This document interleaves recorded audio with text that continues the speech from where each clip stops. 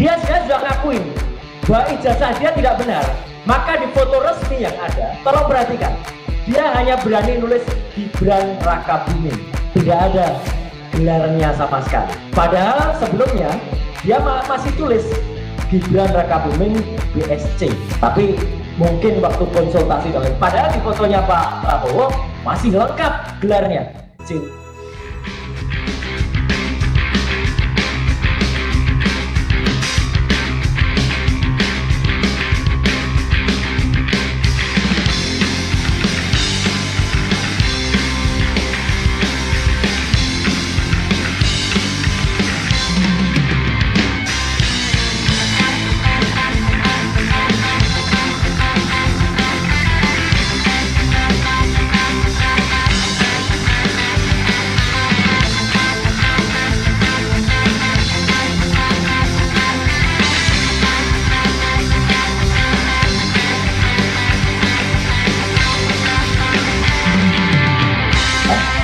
Jadi, nah buka-bukaan, jadi saya buka baju dulu supaya kita menunjukkan buka-bukaan.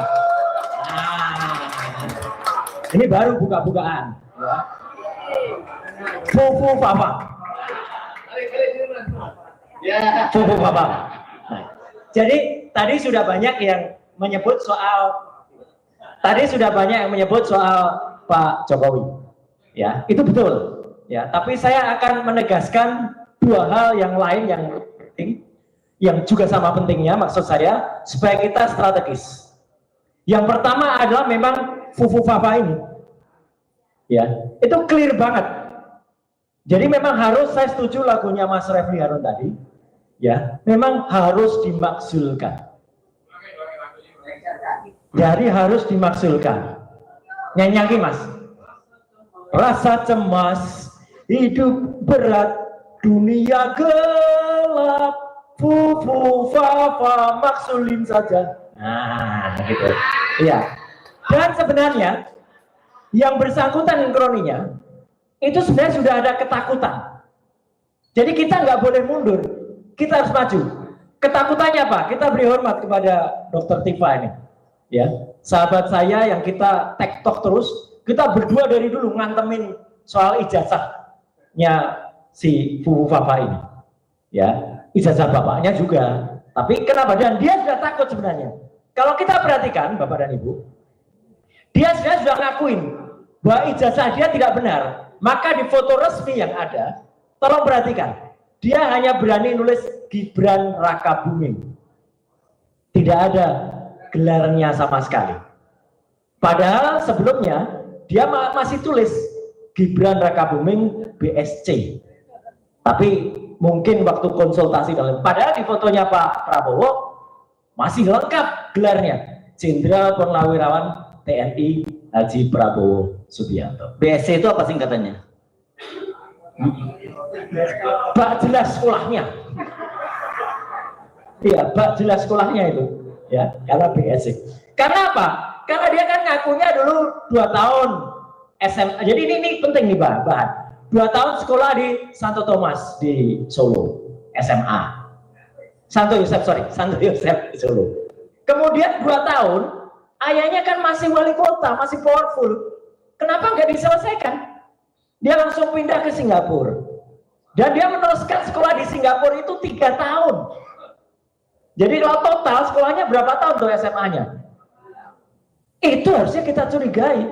Itu sudah salah satu syarat bahwa dia belum tentu, saya bilang, belum tentu lulus SMA.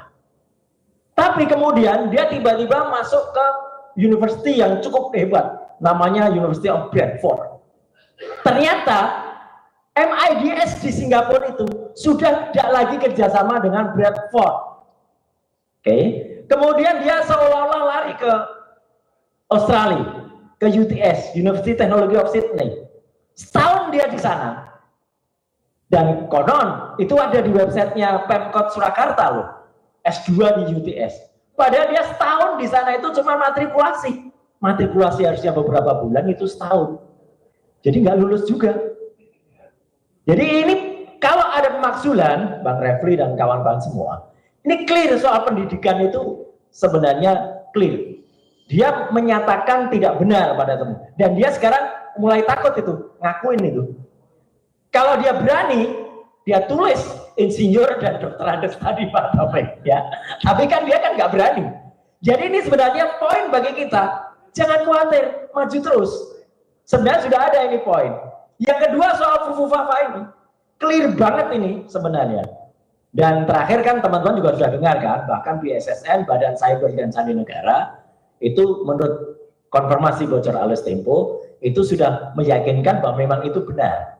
Saya juga lagi janjian nih sama Pak Hinsa Siburian untuk ketemu. Tapi ya agak mundur-mundur beliau gitu. Tapi nggak apa-apa, saya hormati. Karena saya ingin ketemu dan kita bicarakan hal ini. Dan adiknya pun mengaku. Jadi sebenarnya kita, Pak Saididu, nggak pernah gentar. Cuman cara kita, kalau semuanya langsung kita serang, berat Pak. Satu demi satu dulu, diprotolin dulu. Ya, yang diprotolin Fufu Fafa dulu. Ini harus. Karena ini adalah benar-benar tadi, kata Pak Taufik itu ya, kalau suami istri tadi ya. Nah ini bahaya. Ini bahaya bagi Prabowo. Ya, itu harus kemudian dimaksulkan terlebih dahulu. Dan kalau semalam saya ketemu dengan Prof. MK, siapa ketua MK? Bukan. MKK. Pak Prof. Jimli. Nah, semalam saya ngobrol dengan Prof. Jimli. Profesor Fufu Fafa. Dalam sebuah resepsi. Beliau ngakuin, Mas, saya awalnya nggak percaya. Tapi setelah Anda bilang, saya percaya. Itu kata-kata Prof. Jimli. Ya, sekarang baru ngakuin betul Prof. Jimli. Tapi saya bilang, gara-gara Bapak ini dia jadi wakil presiden terpilih. Senyum beliau. Ya, gitu. Tapi artinya saya hormati pengakuan Prof. Jimli. Ya, tapi artinya apa? Artinya ini memang ada poinnya. Bukan dia yang 10 tahun yang lalu itu yang kemudian dipermasalahkan, enggak. Tapi kelakuan dia dan oknumnya dia yang mengubah data, menghapus data itu, itulah kejahatan yang barusan dilakukan. Setelah dia terpilih menjadi wapres terpilih, dia menghapus 2.100 postingan itu kejahatan. Kejahatan yang kedua, dia hapus juga nama dia. Kalau kita bayar GoPay dan lain sebagainya kemarin itu OVO, dia ganti menjadi selamat, selumun selamat, ya. Tapi nggak selamat nantinya ya, gitu. Karena itu kejahatan lagi. Dia memalsukan data. Itu pelanggaran terhadap Undang-Undang Perlindungan Data Pribadi nomor 27 tahun 2022. Clear. Jadi itu bahan-bahan untuk pemakzulan. Yang kedua, selain tadi, jadi kalau hitungan dengan Jokowi itu yang ketiga. Yang kedua, ini mohon dukungan. Yang satu bisa meruntuhkan negara kita, membuat kita bangkrut adalah IKN. Ibu kota negara. Saya kasih poin saja buat teman-teman nanti akan melakukan dan kita akan melakukan nanti Bang Marwan. IKN itu secara hukum tidak sah sebenarnya. Kecil sederhana banget. Pada saat ketok palu IKN, tahu nggak Bapak dan Ibu, anggota DPR yang menyetujui yang hadir secara fisik berapa orang? Hanya 77 anggota DPR yang hadir. Dari 575. Hanya 13%. Yang lain katanya hadir secara online. Kita harus minta terhadap Komisi Informasi Pusat absen dari anggota DPR itu secara online. Kalau memang online bener. Ada nggak foto anggota dewannya? Kalau itu hanya online on saja, berarti yang hidupin hanya asprinnya atau TA-nya. Itu tidak sah. Ya, anggota yang hadir itu harus hadir secara fisik atau dia tampak wajahnya ketika ada. Dan yang saya tahu pada saat tanggal 18 Januari waktu itu pengesahan itu, yang lain on itu hanya on saja, hanya nampak profil picture-nya saja. Kalau hanya nampak profil picture-nya saja, berarti Undang-Undang IKN itu hanya disahkan oleh 13% anggota DPR. Dari situ sebenarnya sudah sah itu untuk kemudian kita gugat. Jadi Bapak dan Ibu, 3 hal poin penting itu saja yang bisa kita lakukan. Yang pertama, setuju untuk terus adili. Kalau ini adik Fufu Fafa, ayahnya Fufu Fafa, ya. Bapaknya Fufu Fafa itu dulu. Yang kedua, maksulkan Fufu Fafa. Yang ketiga, udahlah IKN itu nanti jadikan kayak Disneyland saja, ya. Gitu. Jadi kalau mau wisata, wisatakan. Kalau itu diteruskan, saya khawatir, Prof. Antoni, keuangan kita bangkrut sebangkrut-bangkrutnya. Saya tidak percaya hanya habis 478 triliun. Enggak. Akan lebih 478 triliun itu satu ASN pindah ke sana. Belum anaknya, belum istrinya, belum keluarganya. Itu akan bisa 10 kalinya. Dan itu Indonesia akan runtuh. Dan kita bukannya, kita nggak sayang siapa presiden, tapi kita sayang Republik Indonesia. Selamatkan Indonesia dengan jalankan 3 langkah itu. Sekian, terima kasih. Assalamualaikum warahmatullahi wabarakatuh. Satu hal lagi, ketika kita mencampurkan antara hak dan batil, itu masyarakat itu kecewa luar biasa. Dan kerugian yang diterima masyarakat itu tidak bisa dinilai dengan cash flow, dengan hitungan-hitungan kuantitatif, tidak bisa. Karena mereka itu menahan sakit luar biasa. Melihat bagaimana orang-orang yang jahat, yang melakukan kerusakan bisa berjaya. Terus kita bertanya, strategi apa seperti ini yang memberikan kesempatan kejahatan melakukan replikasi atas dirinya? Dan kalau pandangan saya, Pak Hedi, saya melihat bahwa kejahatan yang besar ini seperti mulutnya menganga terbuka dan bisa melibas Pak Prabowo dan kita semua. Kita ingin satu hal juga Pak Fahmi. Apa jaminannya kita tidak kalah? Apa jaminannya? Itu yang harus dilakukan oleh Pak Prabowo. Tolong sampaikan kepada Pak Prabowo bahwa tolong pikirkan juga perasaan orang yang menahan diri. Ya. Sampai kapan kita bisa menahan diri? Bagus. Atas nama yang disebut tolong sabar, kita ada strategi apa membiarkan kejahatan membuka mulutnya dan bisa menerkam menghabisi orang-orang yang saya kira itu. Terima kasih. Assalamualaikum warahmatullahi wabarakatuh. Bapak ini, mari Pak.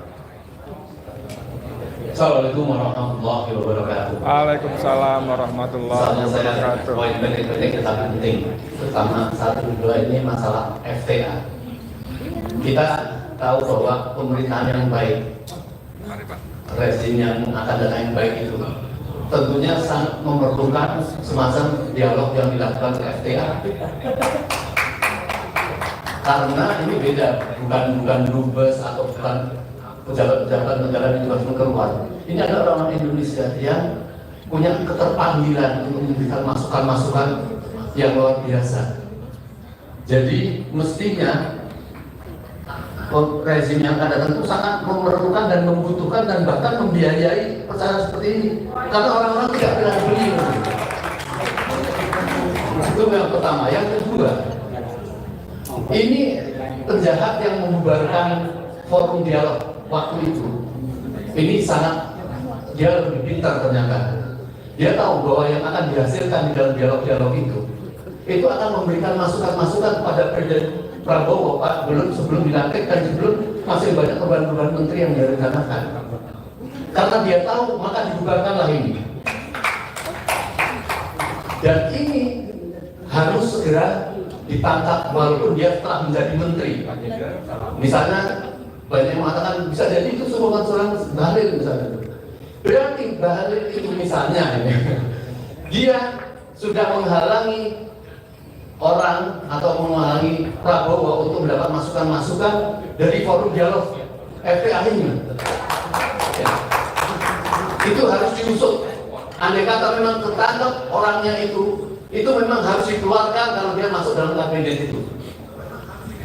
Kemudian yang ketiga, saya khawatir ya, kita ini kan dulu menebak Pak PS ini masuk di dalam kabinet yang tidak tahu apa sudah berbicara dengan rekan terdekat misalnya. Aku mau masuk, tapi pokoknya diam-diam saya pengen jadi presiden, saya akan mengubah apa keadaan dengan cara seperti ini. Kalau tidak ngikut Jokowi, mati kita akan kalah misalnya seperti itu. Saya nggak tahu ada bicara nggak itu pada teman-teman. Karena saya melihat banyak teman-teman ini itu yang seperti kayak kayak halusinasi atau onani gitu kan. Bahwa nanti Prabowo akan melakukan ini. Ya nggak apa-apa kalau memang begitu, tapi itu cuma harapan atau cuma ya tadi halusinasi itu. Andai kata memang iya begitu, sekarang ini memang saatnya yang kita dukung. Jangan kita olok-olok dulu Prabowo, kita dukung bener nggak? Karena apa yang menjadi pidatonya itu beda dengan keputusan yang menjadi menteri-menteri itu, nggak ada kaitannya. Maka saya setuju kan tadi mungkin sebentar lagi akan diresapel itu harapan kita. Tapi harapan kita itu harus diwujudkan di dalam bentuk masukan-masukan kepada dia supaya tahu, supaya berani. Karena kan beraninya kan kekurangan bahwa ini didukung oleh rakyat itu loh. Jadi bukan inisiatif dari presiden sendiri. Nah, yang terakhir adalah ini saya mendengar perintah 13 Oktober Solo itu. Ya. Salah satu masalahnya adalah karena nanti Prabowo sudah dipanggil ke sini untuk diminta untuk kelanjutan IKN, UKSD, dan termasuk dan apa PSN PSN bukan PSN maka kita harus sangat concern sekali. Ini adalah masa kedaulatan. Saya dukung Pak Saidi untuk kita simbolkan untuk menjadi pejuang untuk menyelamatkan PSNKN dan UKSD dan sebagainya. Assalamualaikum warahmatullahi wabarakatuh. Oke, break foto semuanya, nggak ada lagi yang lain. Saya kembali ke Pak Gubernur ya. Terima kasih Bapak Hadi Sudiro dengan narasi